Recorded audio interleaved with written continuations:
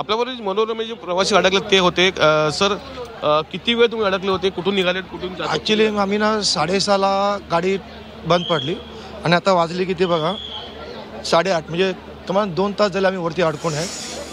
आम्ही खूप प्रयत्न केला, म्हणजे गाडीमध्ये जो दोघं तिघं होते मोनोरेलमध्ये ते सरकार म्हणजे पोलिसांशी संपर्क, फायर ब्रिगेडशी संपर्क साधत होते आणि जसा संपर्क झाला तसा फायर ब्रिगेड ते आले आणि त्या अनुषंगाने आता सगळ्यांना हळूहळू ते खाली उतरवते. इमर्जन्सी एक्झिट किंवा मग एसी बंद झालेलं असं कळतं, हवा नव्हती? नाही, थोडीशी हवा नव्हती. आता गाडीची हळूहळू ती गाडी डिम लाईट बंद झाली म्हणजे एसी तर एसी हळूहळू बंद झाला, डिम लाईट होती पण लाईट पण हळूहळू गेली.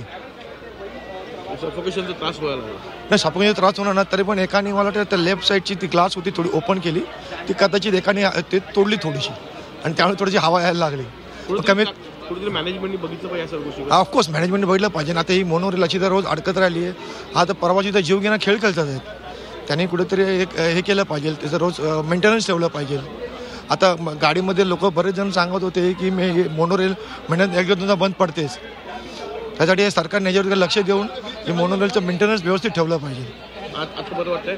आता म्हणजे आल्यानंतर काय सांगू सर, खूपच बरं वाटते, खूप आनंद वाटतो बघून सगळ्यांना. आणि माझ्या म्हणण्याप्रमाणे मोनोरेल सगळं प्रवासी सुखरूप उतरून ते हीच मी देवाकडे इच्छा करतो. हे होते प्रवासी, यांनी सांगितलेलं आहे का जे 2 तास होते ते काढणं मुश्किल होतं, कारण की अनेक गोष्टी घडत होत्या. लाईट गेली, एसी बंद झाली, अशा अनेक गोष्टी घडत झाल्या. परंतु प्रशासनाने या सर्व गोष्टीकडे बघणं गरजेचं आहे, कारण अशा घटना वारंवार होतात. जेव्हा ते आतमध्ये होते तेव्हा चर्चा सुरू होती की मोनोरेल अशी मध्ये मध्ये बंद पडते, तर ह्या घटनेकडे तांत्रिकदृष्ट्या पाहणं गरजेचं आहे असंही त्यांनी सांगितलं. Video journalist Ritesh Kapil Raut, Zee media, Mumbai.